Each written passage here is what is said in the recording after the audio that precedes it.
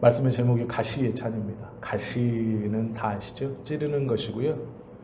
예찬이라는 것은 그것을 높여서 이른다라는 거예요.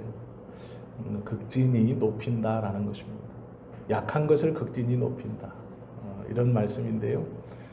오늘 본문은 바울이 고린도에 있는 성도들에게 보내는 두 번째 편지에서 자신의 사도권을 방어하는 그런 말입니다. 바울이 쓴 복음서와 서신서의 차이가 있습니다. 복음서는 이야기입니다. 내러티브라고도 하고 스토리라고도 할 수 있습니다. 복음서는 예수님에 대해서 이야기가 쭉 기록되어 있습니다. 서신서는 그 이야기를 리플렉션 하는 겁니다. 다시 상기하고 반영하고 성찰하고 반추하면서 풀어내는 것이 서신서입니다. 복음서가 있고 복음서를 바탕으로 서신서들이 나오는 겁니다. 이것이 좀 이해하기가 좀 어려울 수 있습니다. 그런데 쉽게 생각하시면 이렇게 생각하시면 됩니다. 복음서는 이야기이기 때문에 직접적으로 교훈하지 않습니다. 그러나 서신서는 이 이야기를 바탕으로 나온 것이기 때문에 직접적으로 지시합니다. 더 쉽게 설명하면 영화를 보시죠. 얼마 전에 우리 이상선 집사님이 어머님하고 영화를 보셨대요. 히트맨이라는 겁니다. 그런데 너무 재밌더래요. 권상우가 그냥 웃기더랍니다. 코미디 영화를 좋아하시는 거죠. 저도 영화를 좋아합니다. 저는 SF 영화를 좋아하고 보는 것처럼 액션 영화들을 좋아합니다. 대부분의 남자들이 그렇죠.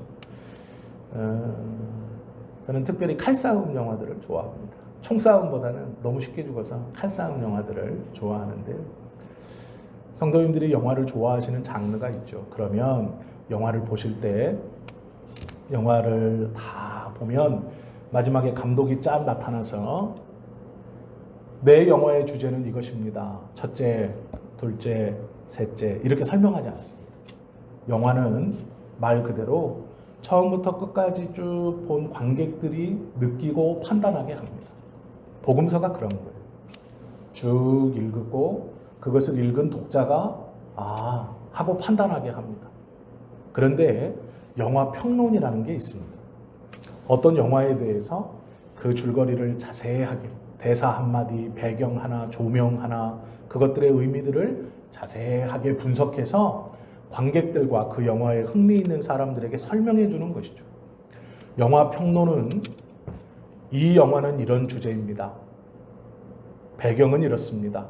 여기서 우리가 꼭 기억해야 할 장면과 대사는 이것입니다라고 딱 집어줍니다.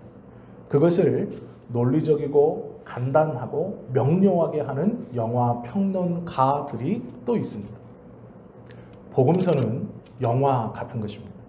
서신서는 영화 평론과 같은 것입니다. 이렇게 이해하시면 돼요. 복음서는 이야기이고 서신서는 그 이야기를 바탕으로 풀어낸 우리에게 이렇게 하십시오. 이렇게 하시면 안 됩니다. 라고 성찰하고 교훈을 주는 것이 서신서입니다. 그러나 영화와 영화 평론가는 조금 다르게 복음서와 서신서는 조금 다릅니다. 복음서는 예수님의 이야기이고 서신서는 그 예수님의 말씀과 이야기들을 삶으로 녹여 그 삶으로 담아낸 다음 걸러내어 전하는 것이 서신서입니다. 그래서 바울의 서신서는 예수님의 말씀을 바탕으로 자신의 삶에서 그 말씀대로 녹여낸 것을 설명하고 그 안에서 교훈을 찾아 우리들에게 이렇게 해야 됩니다. 이렇게 하면 안 됩니다. 라고 설명하는 것이 서신서입니다. 그 서신서 중에 하나가 오늘 우리가 함께 보는 고린도 후서입니다. 이 배경을 가지고 이것을 이해하면 오늘 본문을 잘 이해할 수 있습니다. 바울은 큰 변화를 한번 겪습니다. 자신이 평생 생각했던 모든 것들을 판단하는 판단의 기준, 그것이 율법이었습니다. 그러나 다메섹에서 예수 그리스도의 그 부르심에 응답하여서 그의 인식론이 완전히 바뀝니다. 율법적으로 모든 것을 생각하고 판단하고 말하고 행동했던 바울이 다메섹 사건을 거쳐 그 예수님의 은혜와 십자가 안에서 그의 인식이 바뀌어 예수 그리스도의 십자가로 생각하고 판단하고 행동하고 말하게 됩니다. 이 인식이 뒤집어져 나온 것이 대표적인 것이 고린도 후서 12장의 내용입니다. 고린도 후서 12장은 바울의 변명입니다. 정확히 말하면 대적자들에 대한 자신의 변론입니다. 그러면 이 본문에 배경이 있습니다. 우리가 이 고린도 후서를 볼 때 앞에 짧게 설명했던 것을 기억하고 또 바울이 12장에서 말하는 이유는 어느 날부터 바울이 이방인들에게 복음을 전하고 또 그 복음을 듣고 많은 이방인들이 예수님을 구주로 받아들이기 시작했습니다. 그리고 또 곳곳에 교회가 세워집니다. 그런데 문제는 바울은 후발주자였습니다. 이게 무슨 얘기냐면 이방인들에게 복음을 전하는 것은 선두그룹에 있었지만 제일 앞에 있는 대표적인 사람이었지만 예수님의 12제자가 아니었습니다. 정통성에서 의심을 받을 수밖에 없는 사람이었죠. 예수 믿는 사람을 핍박했던 사람입니다. 어느 정도로 이 사람이 예수 믿는 사람을 핍박했느냐? 스데반을 돌로 쳐 죽일 때 바울이 형제들이여 내가 당신들의 겉옷을 땅에 끌려 흙이 묻지 않도록 잘 들고 있을 테니 형제들은 겉옷을 벗고 돌을 힘차게 저 스데반에게 던져 때려 죽이십시오라고 했던 사람. 그 사람이 바울입니다. 그런데 이 바울이 어느 날부터 예수 믿는 사람들을 하나님의 교회로 하나님의 말씀으로 가르치기 시작했고 교회에 들어가 예수님의 공동체들을 섬기고 또 그들에게 신망이 쌓아가고 신망이 두터워지고 영향력이 커지면서 사람들이 색안경을 끼고 보기 시작하는 사람들이 등장했습니다. 저는 예수를 핍박하던 자이고 저는 유대인 중에 유대인인데 저는 바리새인인데 예수를 그리스도라고 전한다. 그것까지는 이해할 수 있지만 내 영향력보다 더 큰 영향력, 나는 그것은 용납할 수 없다 라고 하며 바울을 시기 질투하고 바울의 사도성을 깎아내리고 바울은 정통성이 없다. 바울의 말은 믿을 수 없다. 저의 말은 예수님의 말이 아니다. 예수님께 직접 배운 제자들이 눈 시퍼렇게 뜨고 다 살아있는데 바울이 무엇인데 자기도 사도라고 이야기하느냐라고 말하고 다녔죠. 그러면서 바울의 영향력, 바울의 영적인 그런 권위들을 떨어뜨리는 중에 바울이 그 극심한 공격 속에 12장이 변명하는 그런 장입니다. 그러면 어떻게 변명해야 할까요? 어떻게 반론해야 할까요? 바울은요, 자신을 드러냅니다. 어떻게 드러내느냐? 가시를 드러냅니다. 상대방이 나를 욕하고 있는데 내 권위를 떨어뜨리고 있는데 그것에 대한 대답과 변명으로 자신의 약점을 스스로 밝히고 드러냅니다. 그런데 그 가시를 드러내므로 오히려 자기를 사도라고 주장하고 있습니다. 자신의 약점을 드러내고 자신의 부족함을 드러내므로 나는 사도입니다 라고 논리적으로는 맞지 않는 설명을 하고 있다라는 것이죠. 그런 공격이 들어오면 어떻게 해야 됩니까? 이미지를 좋게 해야죠. 아니다. 나는 이런 은혜가 있고 나는 이런 일을 행하고 나는 예수님께 이런 말씀을 들었고 내가 한 영적 체험은 이러이러하니 내가 다른 어떤 사도보다 부족할 것이 없다라고 말해야죠. 그런데 바울은 그렇게 하지 않습니다. 자신의 약함, 자신의 가시를 드러내고 그렇기 때문에 나는 사도다라고 말하죠. 바울이 정말 내세울 게 없어서 그렇게 내세우지 않았는가? 그렇지 않죠. 1절부터 6절까지 보시면 바울이 그들을 향해서 대적자들을 향해서 내세울 만한 놀라운 것이 있습니다. 그는 먼저 이렇게 말합니다. 무익하나마. 좋은 것은 아닙니다. 아무런 열매도 없습니다. 무익합니다. 그러나 말하죠. 내가 부득불 자랑하노니 주의 환상과 계시를 말합니다.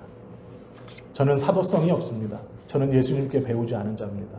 하나님께서 저를 불렀는지 확실치 않습니다. 저를 신뢰하지 마십시오.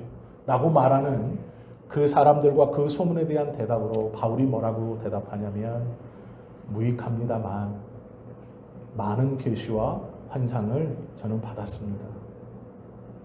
자랑할 것은 없지만 저는 3000층에 올라가 보았습니다. 그것도 벌써 14년 전에 가 보았습니다. 그러면서 3인칭으로 말합니다. 자기 자신의 일을 그가 몸 안에 있었는지 몸 밖에 있었는지 알지 못하나 하나님은 아십니다. 라고 말하면서 자신의 영적 체험이 다른 사람과 비교할 수 없는 놀라운 것이었다라는 것을 말하죠. 유대인들은 천국을 3단계로 생각했습니다. 1층부터 1000층까지가 첫 번째 하늘, 1001층부터 2000층까지가 두 번째 하늘, 그리고 2001층부터 3000층까지가 세 번째 하늘이라고 생각했습니다. 바울은 이 세 번째 하늘에 다녀왔다라고 말하는 것입니다. 14년 전. 누구도 이 세 번째 천국을 갔다 왔다라고 말할 수 있는 자는 없습니다. 그러나 바울은 담대하게 무익하지만 14년 전에 제가 벌써 그곳에 다녀왔습니다. 그러나 나를 너무 높게 평가하고 또 이것은 내 개인적 자랑이고 성도들이 이 말을 듣고 나를 주목하고 오해할까 봐 그만 얘기하겠습니다. 라고 말하며 6절까지 자신이 어떠한 경험을 했는지를 아주 겸손하고 또 아닌 것처럼 3인칭으로 대답합니다. 놀라운 경험을 하고 놀라운 은혜의 체험을 갖고 있는 사람이 바울입니다. 그런데 그것들을 포기하겠다, 자랑하지 않겠다 선언합니다. 고린도후서 12장 2절은 내가 그리스도 안에 있는 한 사람을 아노니 그 한 사람이 바울입니다. 자기 자신에 대해서 나 바울은이라고 말하지 않고 한 사람을 내가 알고 있습니다. 그렇게 겸손하게 말하죠. 왜 그러느냐? 하나님의 백성은 하나님께서 부르시고 사용하시는 자는요, 능력으로 자신을 증명하는 게 아니고 열매로 자신을 증명하는 것입니다. 이것이 하나님의 법이고 마태복음 7장 20절의 말씀입니다. 예수님께서 친히 하나님의 백성은 그 입으로 그 체험으로 어떠한 것을 가진 것으로 이룬 것으로 증명하는 것이 아니라 그 열매로 네가 누구인가를 증명해야 한다라고 말씀하시죠. 그러기에 바울은 자신의 영적 체험을 내세우지 않습니다. 자신의 삶의 열매로 그것들이 자연스럽게 증거되기를 원했다라는 것이죠. 한국교회는 이 바울처럼 십자가에서 우리의 인식이 바뀌어야 합니다. 특별히 저를 포함한 많은 목사님들이 이런 인식을 가져야 합니다. 영적인 경험을 하면 자랑하기 바쁘죠. 내가 지옥에 갔다 왔습니다. 천국에 갔다 왔습니다. 나는 방언 통언을 합니다. 나는 방언을 합니다. 나는 예언의 은사를 가지고 있습니다. 나는 투시의 은사를 가지고 있습니다. 나는 귀신을 쫓을 수 있습니다. 여러 가지 다른 이가 해보지 못한 여러 경험들을 하거나 작은 경험일지라도 그것을 부풀려 성도들을 미혹하고 또 성도들도 그것에 미혹되어 한 사람인 목사를 신처럼 추종하고 하나님의 유일한 대리자처럼 대하는 것이 한국교회의 현실입니다. 목회자의 현 주소입니다. 자신들의 어떠함을 자랑하기 바쁩니다. 그래서 교회를 키우고 성도들을 많이 모으는 것이죠. 바울이 그렇게 못해서가 아닙니다.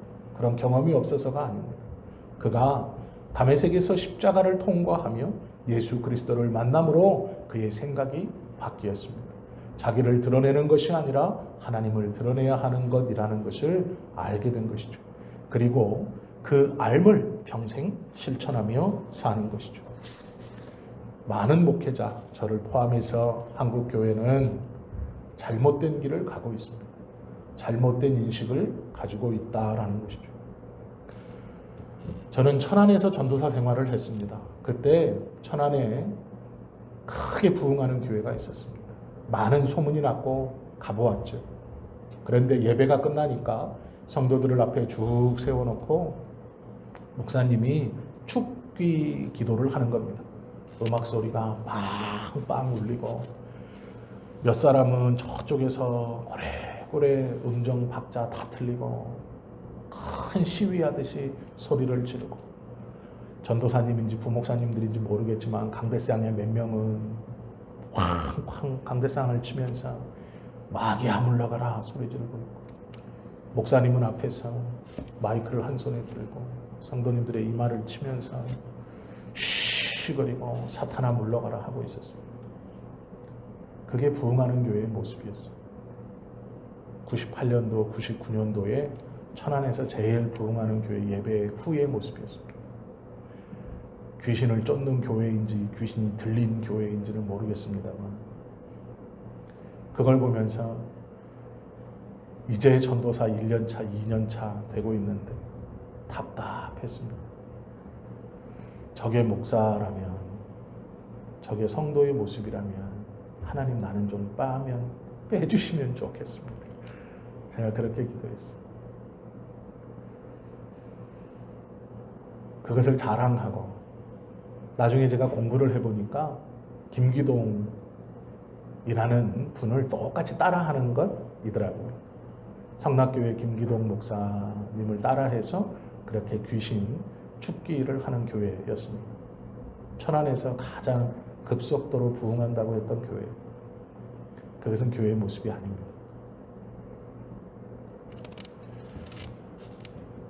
본문 7절과 10절에 보시면 바울은 장점을 버립니다.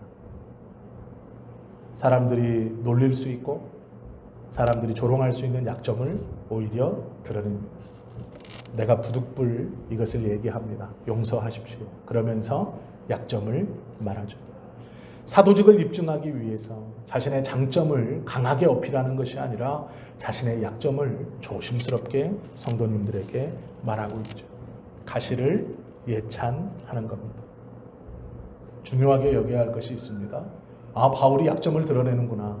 그런데 이때 오해하시면 안 됩니다. 가시를 예찬하는 것은 미덕이 아닙니다. 가시는 절대로 자랑할 만한 것이 아닙니다. 그리고 좋은 것이 아닙니다. 신자의 연약함은 함부로 드러내서는 안 됩니다. 그것들은 자랑이 아닙니다. 오해하지 마십시오. 바울이 그러니까 나도 내 약함, 내가 다른 사람이 조롱할 만한 어떤 그것을 막 드러내면 하나님의 은혜가 드러나고 하나님께서 은혜를 더 주시겠지. 아닙니다. 그런 분별력을 잃어버리시면 안 됩니다. 가시의 차는 절대로 미덕이 될 수는 없습니다. 이것을 꼭 기억하셔야 합니다. 가시의 차는 패배주의도 아니고 반대로 승리주의도 아닙니다.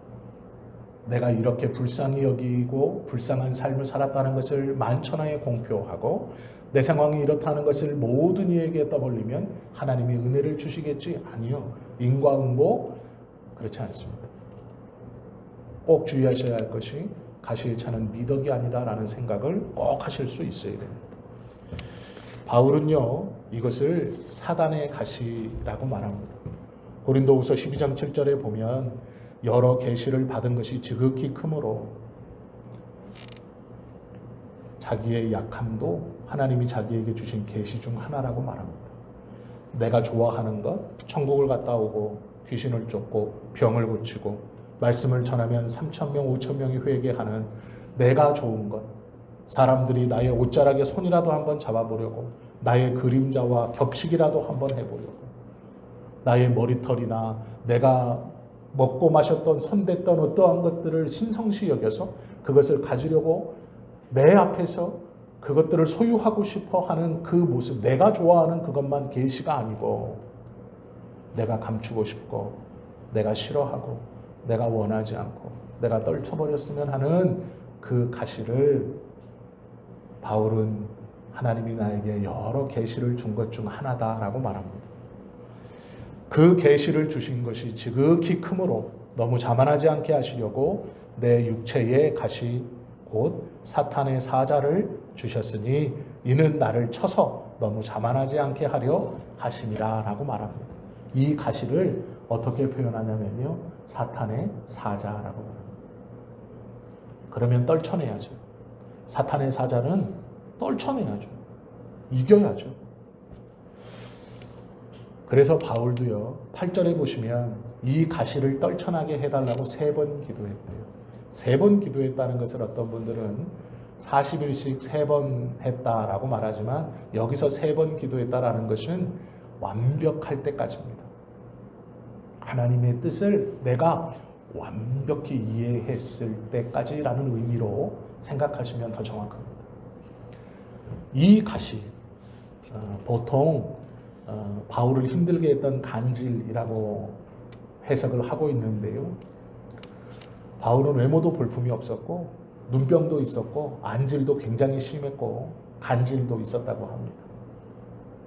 또 그의 외모가, 또 목소리가 얼마나 볼품이 없었나. 사람들이 바울의 그런 힘이 있으되 바울의 말은 너무도 보잘것없구나 라고 말했습니다.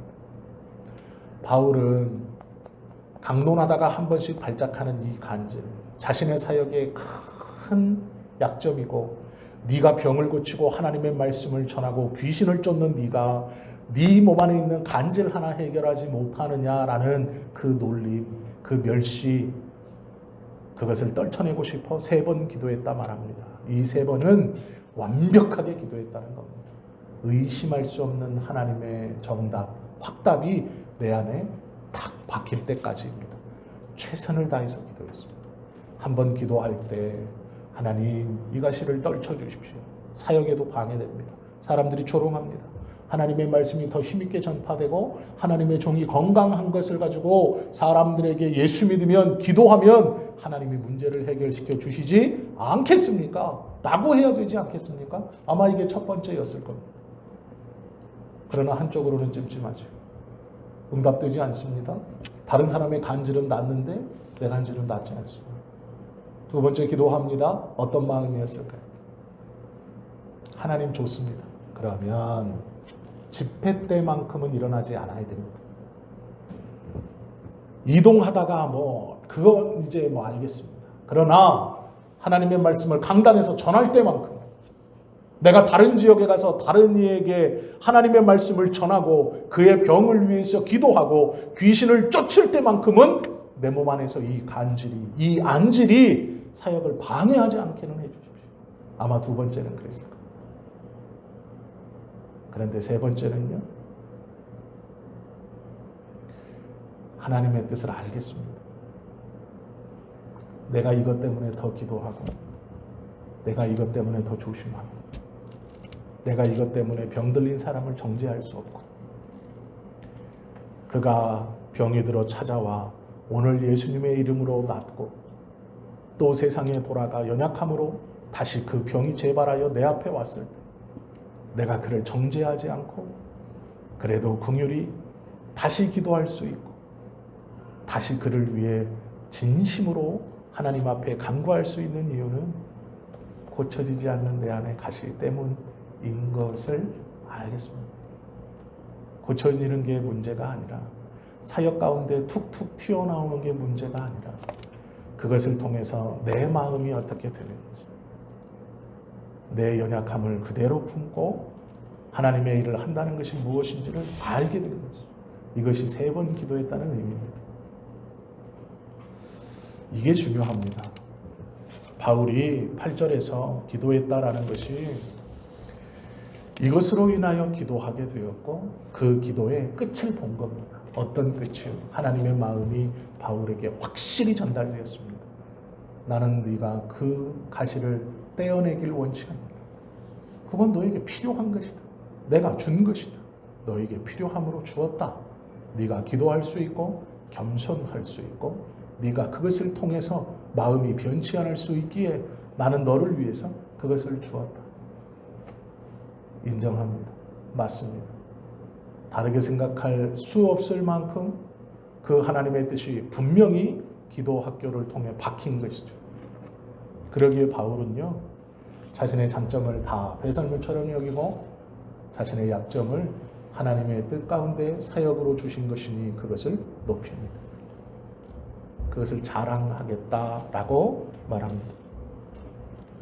이 은혜가 내게 족하다. 그것을 받아들이게 된 것이죠. 주의하십시오. 가시의 차는 절대로 미덕이 아닙니다. 내가 이렇게 키가 작은 것 아니요. 그런 거 아니에요. 이 뒤에 해석을 잘 받아들이셔야 됩니다. 자신의 약함을 변명하지 않고 운명에 무릎 꿇지 않지만 하나님의 뜻인 것을 온전히 받아들이고 그것을 자랑한다는 것이 어떤 의미냐? 두 가지가 있습니다. 꼭 기억해야 합니다. 가시 중에는 기도로 제거할 수 있는 것이 있습니다. 예를 들어 담배를 핀다. 끊을 수 있습니다. 예를 들어 술을 마신다. 끊을 수 있습니다. 조금 더 나갑니다. 도박을 한다. 끊을 수 있습니다. 바람을 피운다. 끊을 수 있나? 끊을 수 있습니다. 기도로 끊을 수 있는 것이 있습니다.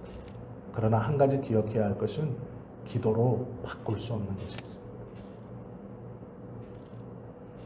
부지불식간에 어떠한 사고로 인해서 내 삶에 새겨진 주홍글씨 같은 것, 이건 기도한다고 돌아가지 않습니다. 바뀌지 않습니다. 기도함으로 뒤바꿀 수 없는 가시가 있다라는 것이죠. 그것을 구별해야 합니다.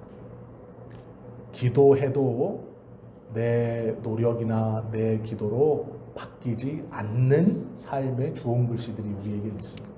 선천적으로 타고났을 수도 있고 삶에서 중간에 들어왔을 수도 있고 내 어떠함으로 생겼을 수도 있습니다. 그것이 병일 수도 있고 어떠한 잘못일 수도 있습니다. 이것이 가시이죠. 약점입니다.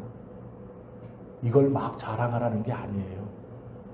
그런데 하나님 앞에 간절히 기도하고도 바뀌지 않는 가시는 내가 품고 아파하고 해야 할 것이 아니라 하나님께 맡겨야 할 겁니다. 기억하십시오. 그 가시를 품고 내가 온전히 하나님 앞에 기도했다면, 그래도 바뀌지 않는 가시가 있다면 그것은 하나님께 맡겨야 하는 겁니다. 내가 품고 계속 아파하고 내가 품고 계속 두려워하고 내가 품고 계속 무서워할 것이 아니고요. 하나님께 맡겨야 합니다. 하나님께 맡길 때 하나님은 그 가시를 사용하셔서 놀라운 하나님의 은혜와 역사를 세상 가운데 증거하실 겁니다. 전제 조건이 있습니다. 기도를 충분히 하셔서 하나님의 뜻을 분명히 응답받으신 후에 가능한 겁니다. 이건 기도한다고 바뀌지 않지. 에이 모르겠다. 그건 내팽개치는 거고요. 맡기는 게 아닙니다.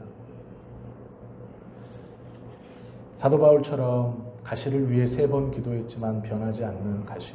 그것은 하나님한테 맡겨야 하는 가시입니다. 하나님께서 그것을 사용하시고 그것과 함께 우리의 삶을 변화시킨다라는 것이죠. 3번 기도하고 남은 것이는요, 하나님 겁니다. 맡기십시오. 그걸 하나님께 온전히 드리십시오. 하나님께서 그것을 사용하실 겁니다.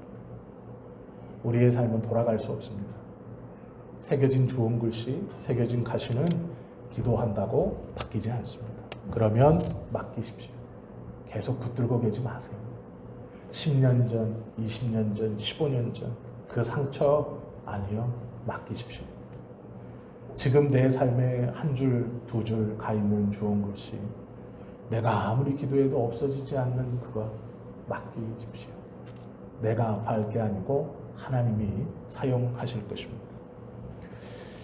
고린도후서 12장 10절은 이렇게 말하죠. 그러므로 내가 그리스도를 위하여 약한 것들과 능욕과 궁핍과 박해와 공고를 기뻐하노니 이는 내가 약한 그때에 강함이라 라는 것이죠. 가시로 인해 내 힘으로 할 수 없다는 것을 깨닫는 순간, 이건 내가 기도로 노력으로 바뀔 수 없다는 걸 아는 순간 하나님께 맡기게 되고 하나님은 그것을 사용하신다라는 것이죠. 내 힘이나 내 어떠함으로 승리의 조건이나 역전시킬 수 있는 아무것도 없다는 것을 깨닫는 순간 하나님께 맡기게 되고 하나님은 그 순간 그것을 사용하시기 시작하십니다. 그리고 그 약점이 오히려 하나님 앞에 온전히 서가는 하나님의 은혜의 도구가 된다라는 것이죠. 바울이 이렇게 할 수 있었던 이유는요, 예수님의 복음서 이야기에 있는 것, 그 이야기를 자신의 삶으로 녹여 풀어내고 있는 서신서이기 때문입니다. 이게 무슨 얘기냐면요, 예수님께서 십자가를 지실 때 기쁨으로 지시지 않았습니다. 즐거움으로 지시지 않았습니다. 예수님께서 십자가에 지실 때 겟세마네 동산에서 간절히 기도하셨습니다. 하나님, 이 잔을 내게서 옮기실 수 있거든 옮겨주십시오. 그러나 나의 뜻대로 하지 마시고 아버지의 뜻대로 하십시오. 이것이 예수님이 십자가를 지시는 모습이에요. 받기 싫었지만, 떨쳐내고 싶었지만 하나님의 뜻에 순종하는 그 십자가를 통해 우리들이 구원받고 하나님의 나라가 펼쳐지고 하나님의 뜻과 사랑이 우리에게 전달된 것이죠. 바울은요, 그 예수님의 스토리, 예수님의 이야기, 그 복음서를 삶으로 받아 녹여내요. 자신의 삶에서 내 약함을 자랑합니다. 떨쳐내고 싶지만 하나님의 뜻이니 그걸 부둥켜 안고 있는 것이죠. 그래서 가시라고 표현하지만 하나님이 주신 가시라고도 표현하고 그걸 곧바로 사탄의 사단이 나에게 던져준 것이라고 말합니다. 이 오묘한 뜻을 잘 기억하셔야 됩니다. 하나님께서는 그 십자가를 통해서 모든 인류를 구원하시고 예수님은 그것을 하나님의 뜻에 합하여 지셨죠. 바울은 그것을 삶으로 녹여내어 오늘 말하고 있습니다. 3번 기도하고 그 가시를 인정하고 그러자 그 연약함 속에서도 계속해서 십자가를 향해 걸어가신 예수님의 삶을 자신의 삶으로 드러내어 고백합니다. 내가 약할 때 곧 강함이고 이 가시는 사단이 나에게 준 것이지만 내가 밀어낼 수 없고 내 친구처럼 같이 가야 한다는 것이죠. 드라마에서 보니까 우스갯소리로 그러더라고요. 암에 걸렸는데 그 한 사람이 이렇게 말합니다. 평생 같이 가야 할 친구가 생겼습니다. 이렇게 말합니다. 암은 떨쳐내야죠. 수술해서 빨리 제거해야죠. 그런데 의사가요, 너무 위험해서 제거할 수 없습니다. 부위가 너무 좋지 않습니다. 잘못하면 급속도로 확산될 수 있습니다. 하니까 드라마니까 그러겠지만 드라마에서 평생 같이 갈 친구가 생겼습니다. 떨쳐버리면 좋을 것 같지만 우리의 삶에서 과거의 실수로 내 기도로 회복될 수 없는 어떤 주홍 글씨 같은 가시 같은 것, 그것을 통해 기도의 자리로 나아가게 되고 그 기도를 통해 하나님의 뜻을 깨달았다면, 바뀔 수 없다는 것을 알게 되었다면, 그 의미를 분명히 알게 되었다면 이제 맡기십시오. 하나님에게. 하나님께서 사용할 것입니다. 그러나 자랑할 만한 것은 아닙니다. 가시를 자랑하는 것은 결코 미덕이 아닙니다. 그것은 매우 조심하고 또 주의해야 하는 일이죠. 하나님에게 드러내라는 것이지 사람들에게 드러내라는 말씀은 절대로 아닙니다. 십자가의 사랑은 운명을 거슬리기 위해 분투해야 하는 것이 맞습니다. 그러나 인정할 것은 인정하셔야 합니다. 우리는 100% 깨끗하고 100% 거룩해진 사람이 아닙니다. 그럴 수 없습니다. 예수님께서 다시 오시면 깨끗해지겠지만 현실을 살아가는 지금 우리는 같이 가야 하는 가시와 약점이 있습니다. 아파하지 마시고 기도하시고 하나님 앞에 맡겨 놓으십시오. 그 연약함으로 더 이상 고민하지 마시고요. 좌절하지 마십시오. 하나님께서 사용하실 것입니다. 예수님의 이야기, 복음의 스토리를 내 삶으로 받아 우리의 삶에서 믿음으로 그 예수님의 이야기를 다시 우리의 언어들, 우리의 삶의 모습으로 믿음으로 증거하며 보여주는 삶. 이것이 서신서입니다. 무슨 말이냐면 예수님의 증인들의 삶입니다. 바울이 그렇게 사는 것처럼 오늘 우리도 그렇게 살 수 있어야 합니다. 이것이 믿음입니다. 우리에게는 이런 믿음이 있습니다. 이 믿음을 든든히 지켜주시는 성령께서 우리 모두 내주하고 계시고 함께 하고 계십니다. 이 은혜를 잊어버리지 마십시오. 가시와 싸우면서도 가시와 친구가 되어야 합니다. 떨쳐내야 하는 몸부림이 있어야 하지만 그것을 또한 붙들고 하나님께 나아갈 수 있어야 합니다. 하나님이 그것을 사용하신다라는 믿음을 우리 안에 허락해 주실 것입니다. 십자가의 여정 속에서 바울이 고백했던 이 놀라운 믿음의 고백이 우리 모두의 고백이 되실 수 있기를 예수님의 이름으로 축원하고 축원합니다. 기도드립니다.